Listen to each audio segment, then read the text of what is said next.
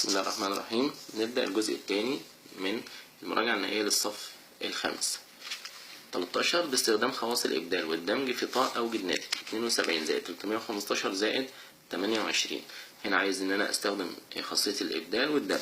طيب أنا لما يكون عندي 3 أعداد هجمعهم على بعض، يبقى أنا هجمع عددين مع بعض والناتج اللي هيطلع هجمعه على التالت. طيب عشان أسهل على نفسي يبقى أنا هختار عددين لو جمعتهم على بعض يطلعوا عدد سهل، عشان لما اجي اجمعه مع العدد الثالث يطلع الناتج معايا بسهولة. يبقى الغرض من استخدام الخواص هو تسهيل ايجاد ناتج الحل. طيب انا عندي هنا 72 زائد 315 زائد 28. انا لو عايز ان انا اجمع عددين مع بعض ممكن نجمع 72 مع 315 او 315 مع 28 او ال 72 مع 28. انا هدور على العددين اللي هيطلعوا ناتج سهل. طيب في حالة الجمع او في عملية الجمع انا هدور على العددين دول، اي عدد احده 1 ادمجه مع اي عدد احده 9، والاثنين احده 2 ادمجه مع اللي احده 8، والثلاثة احده 3 ادمجه مع اللي احده 7، واللي احده 4 ادمجه مع اللي احده 6، واللي احده 5 مع اللي احده 5. طيب هنا عندي احد 2 احد 5 احد 8، يبقى انا هاخد اللي احده 2 مع اللي احده 8. طيب العددين دول مش جنب بعض، عشان اجيبهم جنب بعض يبقى انا هستخدم خاصية الابدال. يبقى بداية الحل عندي ان انا هكتب ال 72 زي ما هي، بعد كده عندي ال 28، بعد كده عندي 315، واكتب هنا خاصية الابدال. بعد كده ال 72 وال 28 هدمجهم مع بعض في قوس واسيب ال 315 للاخر، دي خاصية الدمج. بعد كده هجمع اللي في القوس هيطلع 100. 72 زائد 28 100 زائد 315. بكده اقدر بقى اطلع الناتج النهائي بسهولة، ان 100 زائد 315 يديني 415. والعدد ده طبعا بينتمي لطاء، ودي خاصية الانغلاق، ان انا اي عددين طبيعيين هجمعهم لازم الناتج يكون عدد طبيعي، يبقى عملية الجمع عملية مغلقة دائما. طب في حالة وجود 4 أعداد هي هدور برضو على اللي احده 3 ادمجه مع اللي احده 7، واللي احده 8 مع اللي احده 2. طيب عشان الكلام ده يحصل هنجيب ال 43 زائد ال 57 جنب بعض، وال 68 وال 32 جنب بعض. الكلام ده مش هيتم الا لو عملنا ابدال. طيب هبدل العددين اللي في النص دول، يبقى 43 زائد ال 57 زائد ال 68 زائد 32. انا كده ما غيرتش حاجه في المساله، انما استخدمت خاصيه الابدال عشان اجيب الاعداد اللي هيسهل اللي هتطلع الناتج سهل عند دمجها جنب بعضها. يبقى هنا هاخد ال 43 زائد ال 57 في قوس، واقول زائد ال 68 زائد ال 32 في قوس اخر، دي خاصية الدمج. بعد كده اجمع ال 43 مع ال 57 يطلع 100، زائد ال 68 مع ال 32 برضه يطلع 100، يبقى 100 زائد 100 يطلع 200، ودي برضه تنتمي الى طاء خاصية الانغلاق. 14 برضه باستخدام خواص الابدال والدمج عايز ناتج وعامل لي المرة دي عمليات ضرب. طيب هناك دمجنا العددين اللي هيسهل اللي هيطلعوا ناتج سهل في الجمع. كنا اخدنا اللي احده 1 مع اللي احده 9، واللي احده 2 مع اللي احده 8، واللي احده 3 مع اللي احده 7، واللي احده 4 مع اللي احده 6، واللي احده 5 مع اللي احده 5. طيب في حالة الضرب هندور على الثلاث اعداد دول، اللي احده 2 مع اللي احده 5، واللي احده 4 مع اللي احده 25، واللي احده 8 مع اللي احده 125. غالبا هيحط الاعداد دي في مسألة الضرب، فانا هبدأ ان انا اخلي الاعداد دي جنب بعضها عن طريق خاصية الابدال. يبقى هنا الاثنين وهنا الخمسة، يبقى انا هقول 2 في واجيب الخمسة جنبها في 359، يبقى انا كده عملت ابدال. طيب بعد كده الاثنين في الخمسة هضربهم في بعض واسيب ال 359 اضربها في الاخر، يبقى كده خاصية الدمج. الاثنين في الخمسة تديني 10، ال10 في 359 اقدر اطلع الناتج بسهولة. اي عدد بضربه في 10 بكتبه زي ما هو، احط علامة او احط صفر على اليمين، وهنا بقول ينتمي الى طاء وخاصية الانغلاق. المسألة بعدها 25 في 17 في 4، هاخد ال 25 مع الأربعة جنب بعض، يبقى 25 في 4 في 17، دي خاصية الإبدال. بعد كده هاخد ال 25 في 4 مع بعض في قوس، واسيب ال 17 للآخر، دي خاصية الدمج. 25 بقى في 4 تديني 100. ال100 هضربها في 17، هكتب ال17 زي ما هي واحط صفرين تبقى 1700. ودي خاصية الانغلاق. يبقى الخواص الهدف منها ان هي بتساعدني في ايجاد الناتج بسهولة. طيب باستخدام بقى خاصية توزيع اوجد ناتج. مسألة التوزيع عندي مسألتين.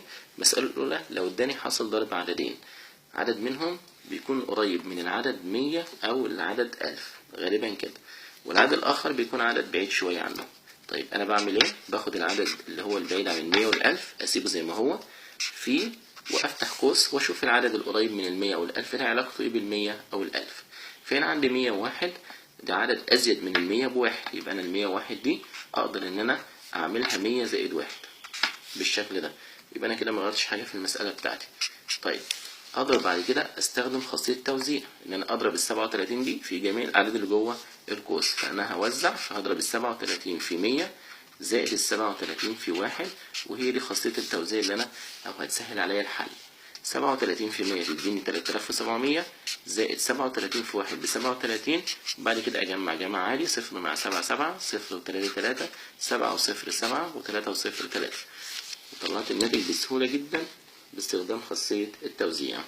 هنا 48 في 99 نفس الفكرة، ال 48 سيبها زي ما هي، بس المرة دي بقى ال 99 أقل من ال 100 بواحد، يبقى أنا عند 99 دي كأنها 100 ناقص 1. وبرضه هعمل نفس التوزيع، 48 في 100 ناقص 48 في 1. المرة دي عملت ناقص لأن القوس عندي ناقص. 48 في 100 هكتب ال 48 وأحط على يمينها صفرين، ناقص 48 في 1 ب 48. وهنا أطرح عشان أطلع الناتج. في ناس كتير بتغلط وتقوم قلبة المسألة جمع مع إنها كانت طرح. طيب 0 ناقص 8 أستلف، الصفر اللي جنبه مش حاجة يبقى أنا أستلف من 8 بقت 7. الصفر هيبقى 10 بس أستلف الصفر اللي جنبه 1 فيبقى 9، والصفر الأولاني هيبقى 10. 10 ناقص 8 2، 9 ناقص 4 5، وعندي 47 زي ما هي، يبقى 4752. مسألة التوزيع الأخرى لما يديني عدد كل مرة مضروب في عدد ما، زي عدد زي 43 كده، مرة مضروب في 19 زائد ال 43 برضه نفسها مضروبة في 81. طيب في حالة لو كان عندنا نفس العدد مضروب في مجموعة أعداد وبينهم علامات زائد أو ناقص، أنا بقدر إن أنا أستخدم خاصية التوزيع في إيجاد الناتج. إزاي؟ عكس بقى اللي فاتت كان بيجيب لي العدد بعمله قوس وبعد كده انا اوزع، انما المره دي هو موزع جاهز. يعني هو ال 43 في 19 دي زائد 43 في 81 دي اصلا الخطوه الناتجه من التوزيع. طيب انا بعمل ايه بقى؟ برجعها لاصلها. اصلها كان عباره عن عدد مضروب في قوس. طيب مين العدد ده؟ هو العدد المكرر اللي هو 43. انا هكتبه مره واحده فقط واعمل علامه فيه وبعد كده افتح قوس. ممكن استغنى عن علامه فيه هنا او اكتبها مش هتفرق. بعد كده اكتب جوه القوس الاعداد اللي انضربت في العدد 43. اول مره ضربنا 43 في 19 اكتب 19 زائد 43. تاني مره مضروب في 81 بكتب ال 81. اخد بالي بس هنا وانا بحل ان العدد المكرر انا بكتبه مره واحده فقط خارج القوس، وعلامه الفي بتكون بره القوس، انما اللي جوه القوس الاعداد اللي انضربت في هذا العدد المكرر وعلامات الزائد او الناقص اللي موجوده عندي. طيب يبقى ولازم ألاحظ كده إن عدد مرات تكرار العدد بيساوي لعدد الأعداد الموجودة داخل القوس. يعني لو العدد اتكرر مرتين يبقى لازم جوه القوس عددين. طيب مين العددين دول؟ العددين اللي انضربوا في هذا العدد. يعني بمعنى أصح إن أنا لو شطبت على 43 اللي هي المكررة وشطبت على علامة الضرب هيتبقى اللي جوه القوس. أهم حاجة إن أنا أكتب اللي جوه القوس صح. طيب فهيتبقى جوه القوس 19 زائد 81. دي الخطوة الأولى. الخطوة التانية بقى أطلع ناتج القوس، أسيب ال 43 زي ما هي فيه وأجمع اللي في القوس. طبعا ناتج القوس ده دايما بيطلع عدد سهل، ف 19 زائد 81 تطلع 100.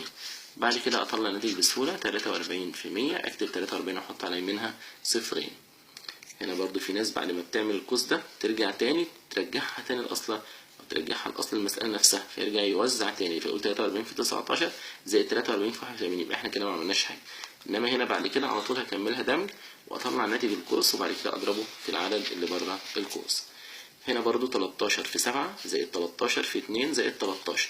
ايه العدد اللي اتكرر؟ هنلاحظ هنا اللي اتكرر 13 بكتبه أنا مرة واحدة فقط بره القوس. طيب مين بقى الأعداد اللي انضربت في ال 13 عشان أكتبها جوه القوس؟ أول عدد انضرب في ال 13 هو السبعة، أكتب 7 وآخد الإشارة اللي بعده زائد أو ناقص. هنا زائد أكتب زائد.